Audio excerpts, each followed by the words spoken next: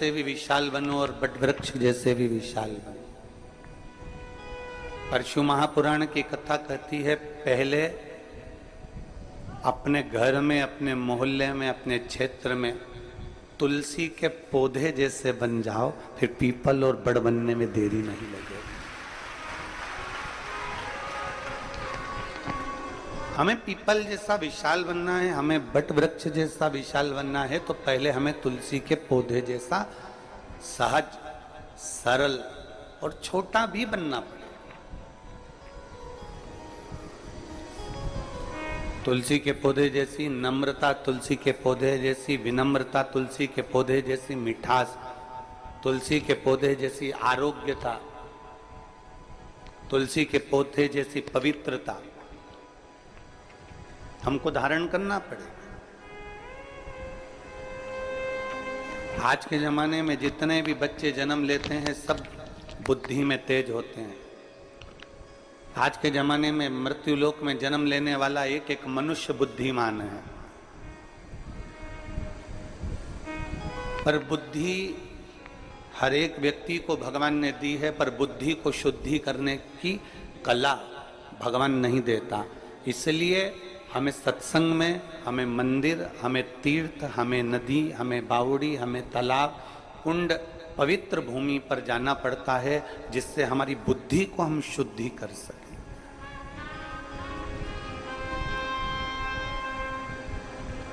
बुद्ध बनने के लिए पहले हमें शुद्ध बनना पड़ेगा। बुद्ध बनने के लिए पहले हमें अपनी शुद्धता को धारण करना पड़ेगा।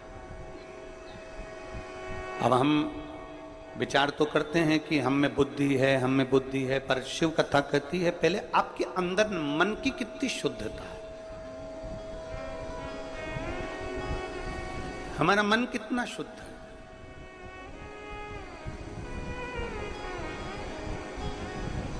हम कितना भगवान का भजन कर रहे हैं, वो मूल नहीं है कि आपने बहुत घंटे तक माला लेकर बैठ गए, 2-4 घंटे तक आपने माला जप ली तो भगवान के हो गए, वो भाव नहीं। आप मत पकड़ो माला, मत पकड़ो।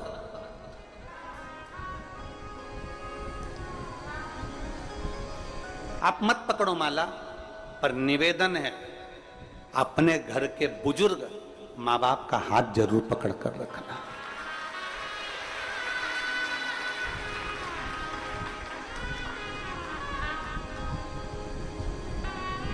आप माला नहीं पकड़ सकते, मत पकड़ो, पर अपने घर के बुजुर्गों का, अपने घर के माता पिता का हाथ बुढ़ापे में जरूर पकड़ कर रखना। आप आसन लगाकर नहीं बैठ सकते घंटों तक, आप आसन लगाकर साधना नहीं कर सकते घंटों तक, मत करो। पर जब अपने माँ बाप बुजुर्ग हो जाएं तो उनके चरणों में अपनी ड्यूटी से आने के बाद, नौकरी से आने के बाद, दुकान से आने के बाद कम से कम 5 मिनट उनके पास बैठो, तो वो आसन लगाकर जो पुण्य मिलेगा वो पुण्य माँ बाप के चरणों में मिल जाए।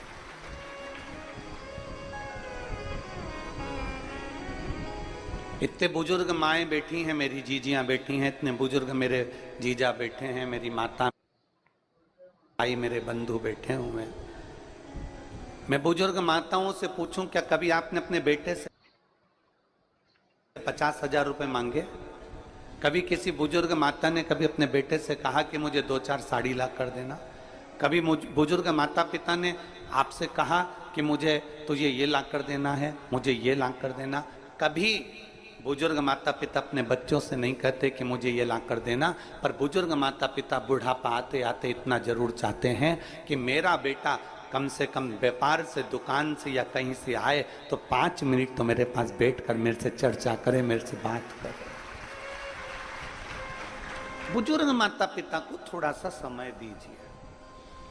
आप आसन लगाकर नहीं बैठ सकते ना किसी मंदिर, देवालय, शिवालय में, आप आसन लगाकर नहीं बैठ सकते किसी तीर्थ में, तो कम से कम अपने माँ बाप के चरणों में 5 मिनट, 7 मिनट जरूर बैठो। आप माला नहीं पकड़ सकते, मत पकड़ो। कोई महाराज, कोई गुरु तुमसे कहे कि माला पकड़कर 2 घंटे तक बैठोगे तो भगवान मिल जाएगा, तो उनसे कह देना कि सीहोर वाला महाराज बोला है कि माता पिता का हाथ पकड़ने से भी भगवान मिल। विट्ठल की कथा सुनो। विट्ठल पांडुरंगा की कथा क्या कहती है?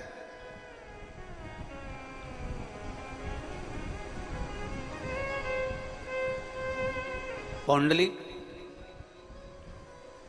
जिसने प्रवचन में सुन लिया था कि माता पिता की सेवा करने से हरि विट्ठल प्रसन्न हो जाता है, भगवान नारायण प्रसन्न हो जाता है, बस उसने सेवा करना प्रारंभ कर दिया और भगवान उसको दर्शन देने के लिए पहुंचे। उसकी गली में इतना कीचड़ था, नारायण दरवाजा बजाए, उसने पूछा कौन है? वो कहते हैं मैं नारायण हूं। अभी मैं अपनी माता के चरण दबा रहा हूं, फिर पिता के चरण दबाऊंगा और पिता के चरण दबाने के बाद दरवाजा खोलूंगा। भगवान कहते हैं तेरी गली में बहुत कीचड़ में खड़े कैसे रहूं? तो पौंडलिक ने खटिया के नीचे से एक ईंट उठाकर बाहर फेंक दी और भगवान से कह दिया कि इस पे खड़े हो जाओ। भगवान दोनों हाथ कमर पर रखकर उस पौंडलिक के लिए भगवान दरवाजे पर खड़े रहे। और जब पौंडलिक ने दर्शन किया, दर्शन करते से ही भगवान ने उसको जब दर्शन दिया तो भगवान ने कहा मांग पौंडलिक तुझे क्या चाहिए? पौंडलिक कहता है प्रभु इतनी कृपा करना, जो अपने माता पिता की सेवा करता हो उसके दरवाजे पर ऐसे ही दर्शन देते रहे। ये घोर कलयुग का क्रम चल रहा है। इस कलयुग में भगवान को ढूंढने जाना है तो बहुत दूर नहीं जाना है। इस कलयुग में अगर परमात्मा को ढूंढना है तो अपने घर के माता पिता का प्रतिदिन चरण का दर्शन कर लो, उनका आदर कर लो, उनका सम्मान कर लो। और ध्यान देना, माला पकड़कर बैठने से ज़्यादा जरूरी है अपने बुजुर्ग माँ बाप अगर बाथरूम जा रहे हैं, बुजुर्ग माँ बाप को कहीं जाना है तो उनका हाथ पकड़कर छोड़ देना। ये सबसे बड़ी माला जाप का फल है। सबसे आसन लगाकर बैठने से बड़ा फल है।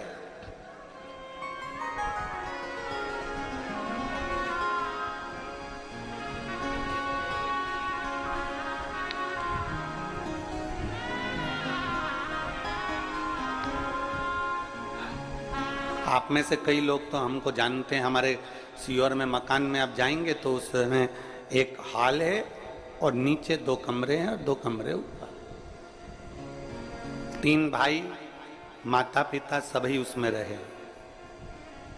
पिताजी थे तभी भी और माता जी हैं तभी भी। हम तीनों भाई का एक नियम है कि जब भी कहीं से आते हैं तो माता के पास में, पिता के पास, जब पिताजी थे तो माता पिता के पास में, अब माता जी तो माता जी के पास कम से कम आधा से 1 घंटा तीनों भाई बैठकर भगवत भजन करते, चर्चा करते।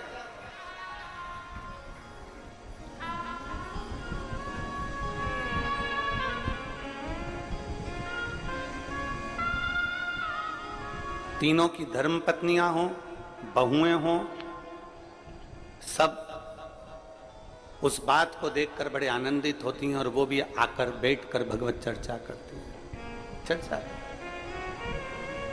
कोई दौलत माँ बाप को नहीं दी जा सकती और समय से बड़ी दौलत दुनिया में कोई नहीं हो सकती जो बुजुर्ग माँ बाप को दी जाए। समय से बड़ी कोई दौलत नहीं, समय से बड़ी।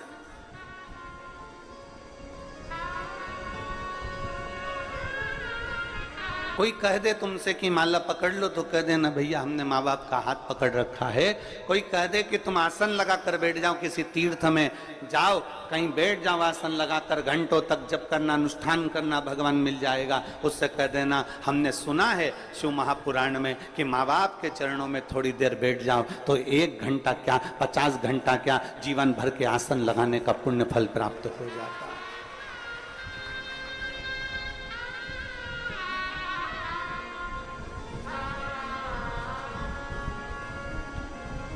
पुण्य हमारे भीतर जागृत हो जाए, हम एक पुण्य। और पीपल का वृक्ष बाद में बनना, बट वृक्ष बाद में बनना, पहले घर में तुलसी के वृक्ष जैसा तुलसी के पौधे जैसा बनने का प्रयास करिए। छोटा है, तुलसी का पौधा बहुत छोटा है, पर इतना पवित्र है, इतना पवित्र है, बस उसके जैसी पवित्रता, उसके जैसी निर्मलता, उसके जैसी एक आनंदता अपने भीतर उत्पन्न करो, अपने भीतर।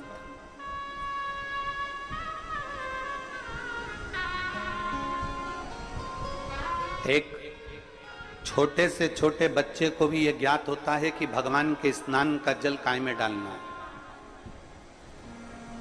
आप अपने छोटे से बच्चे को बुलाओ, हे ललुआ इधर आ। अब ललुआ को बुलाया और उसके हाथ में भगवान का घर में स्नान कराया। गणेश जी, लड्डू गोपाल सब बैठे थे, सबको एक थाली में, एक बर्तन में, एक तारबान में बिठाकर तुमने नहला दिया। नहलाया हुआ पानी अपने बच्चे को दे दिया, छोटे से को, और कह दिया ले डालिया। तुमने ये नहीं बोला उस बच्चे को कि इसको कहां डालकर,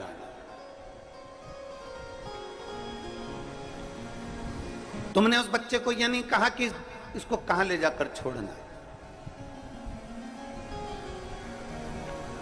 बस तुमने भगवान का नहलाया हुआ पानी दिया, स्नान का जल दिया, और वो बच्चा उस स्नान के जल को लेकर सीधे तुलसी जी में पहुंचता है, सीधे पौधे में पहुंचता है और तुलसी जी में ले जाकर डाल देता है। अब उसी बच्चे को तुम कपड़े धोने का पानी दे दो, उसी बच्चे को कपड़े धुले हुए पानी दे दो, बर्तन धोया हुआ पानी दे दो, पोछा लगाया हुआ पानी दे दो, और उस बच्चे कहना ललुआ इधर आ। ललुआ आया, हाँ माँ ये ले पानी डाल कर जा। वो बच्चा तुलसी के पौधे में डालेगा क्या? जम के तो बोलो जरा, नहीं। पौधे में डालेगा नहीं, वो बच्चा उस पानी को अपने घर के बाहर पटक देगा, ओटले पर डाल देगा, सफाई में उसको प्रयोग ले लेगा।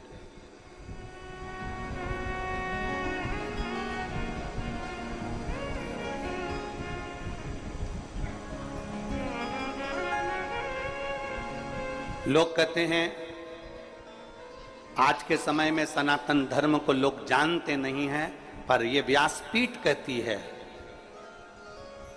पक्के सनातनी के घर में,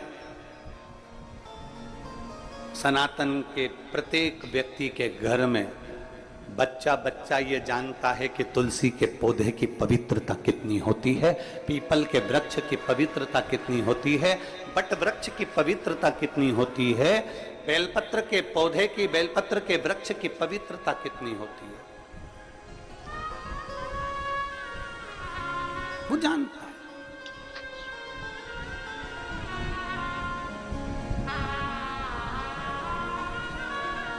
बस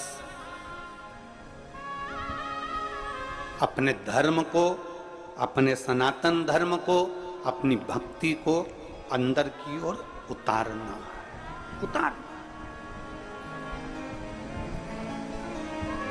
एक फुटबॉल का एक गेम होता है, फुटबॉल खेली जाती है, उस फुटबॉल में लोग लात मारा करते हैं।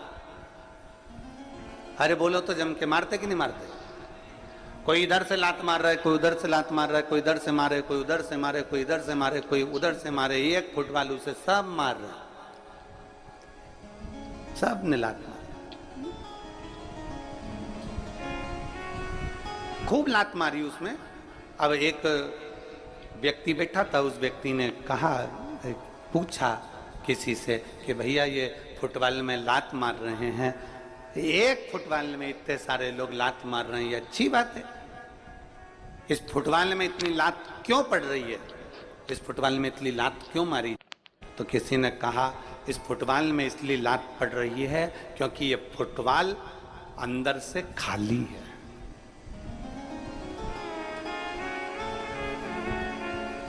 ये फुटबॉल अंदर से खाली है।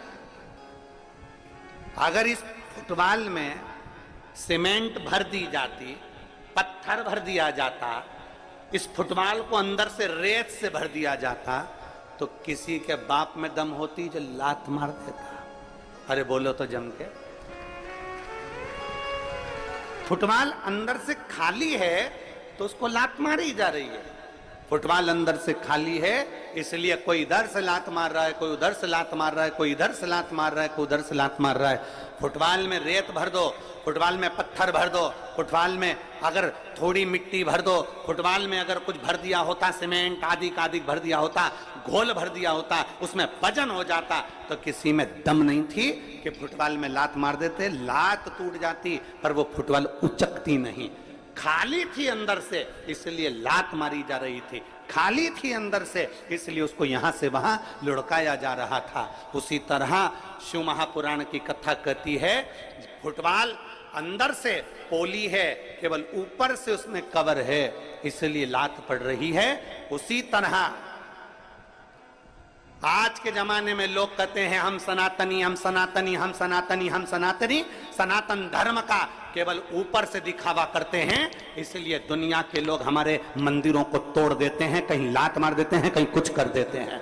जिस दिन सनातन धर्म तुम्हारे अंदर से मजबूत हो गया, किसी के बाप में दम नहीं कि कोई मंदिर और देवालय और तीर्थ को देख ले।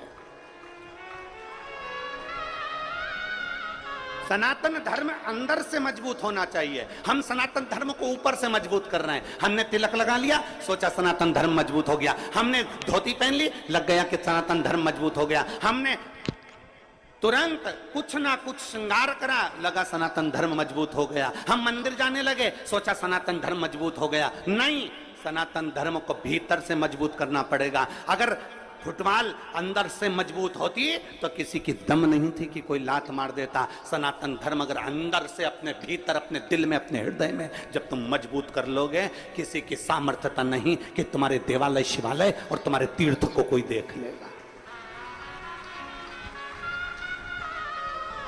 अपने भीतर से मजबूत करिए। और मैंने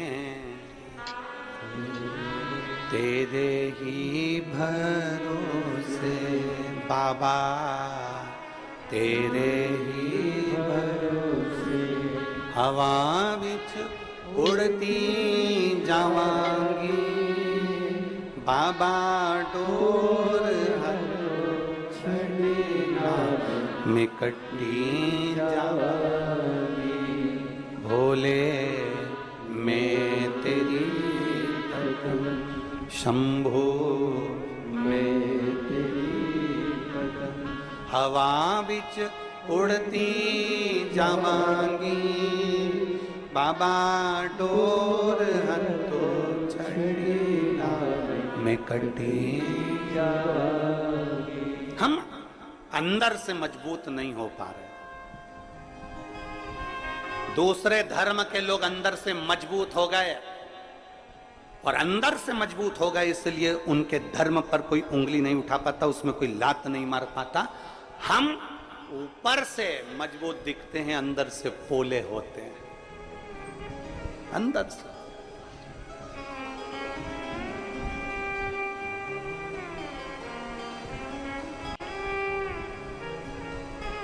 और उसको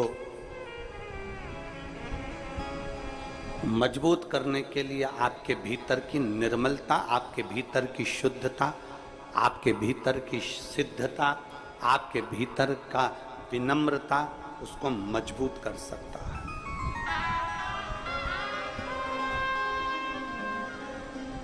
भीतर की नहीं। एक बार माता उमा ने भगवान महेश को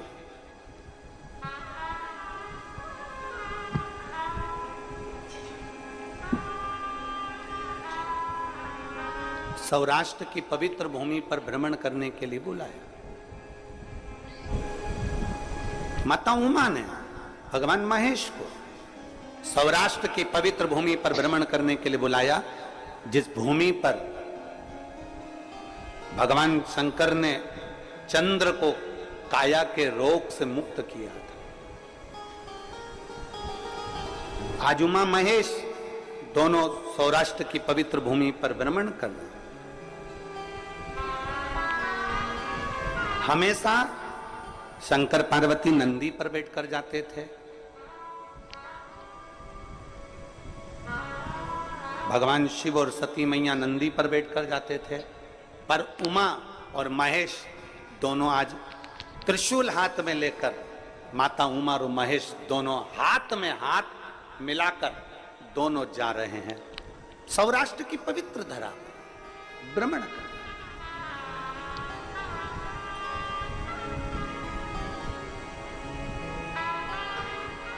और सौराष्ट्र की पवित्र भूमि पर घूमते घूमते माता उमा ने भगवान महेश से 3 प्रश्न कर लिए।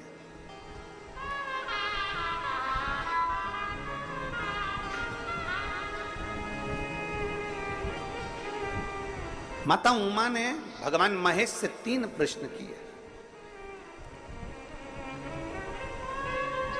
उसमें सबसे पहला प्रश्न था, प्रभु